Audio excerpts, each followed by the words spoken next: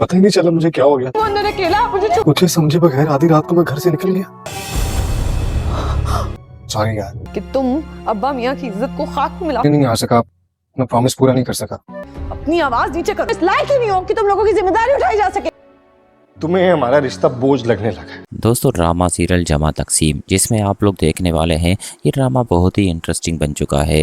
लैला ने तो अलग घर की डिमांड कर ली है। यहाँ पर दोस्तों कोई भी घर वाला खुश नहीं होता कि लैला ऐसा कैसे कर सकती है। हालांकि लैला ने तो ज़ीशान और सिद्रा के बारे में सब कुछ घर वालों को बता दिया, लेकिन दोस्तों घर वाले बिल्कुल यकीन नहीं कर पाते। वहीं दूसरी तरफ ज़ीशान की वालदा को जब इस बारे में पता चलता है तो ज़ीशान कहता है कि अम्मी मैं ऐसा कर सकता हूँ क्या, आपको मुझ पर शक है। लेकिन दोस्तों उसकी वालदा कहेगी मुझे तुम पर कोई शक नहीं है, मुझे पूरा यकीन है कि तुम ये सब नहीं कर रहे और मुझे पता है ये सब लैला की चाल है। वो तो बस अलग घर लेने के लिए ये सब प्लानिंग कर रही है, इसके पीछे लैला ही है। दोस्तों यहाँ पर सारा कसूर लैला पर आ जाता है और लैला का शोहर केस भी कहता है इसमें लैला का कोई कसूर नहीं है। लैला के शोहर को सब कुछ मालूम हो चुका है कि ज़ीशान ही था जो सिद्रा को हैरेस कर रहा था, लेकिन कोई घर वाला यकीन नहीं करता। यहाँ पर केस का वालिद कहेगा अगर तुम्हें यहाँ पर नहीं रहना तुम ये घर छोड़कर जा सकते हो, लेकिन मैं तुम्हें कभी भी अलग घर की कोई भी इजाज़त नहीं दूंगा। दोस्तों केस और लैला तो घर छोड़कर चले जाते हैं, साथ ही साथ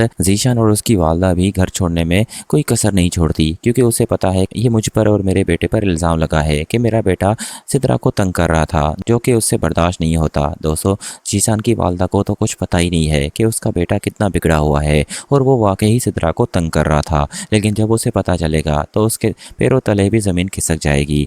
वहीं अगले ही सीन में दोस्तों आपको ये भी दिखाया जाएगा कि सिद्रा काफ़ी रो रही होगी, लेकिन उसके सामने उसका चाचा केस होगा। वो उसे हौसला देता है तो ऐसा कुछ भी नहीं होगा, मैं हूँ तुम्हारे साथ, मैं बराबर ये घर छोड़कर जा रहा हूँ, लेकिन मैं हमेशा तुम्हारे साथ ही रहूँगा, तुम परेशान मत रहो।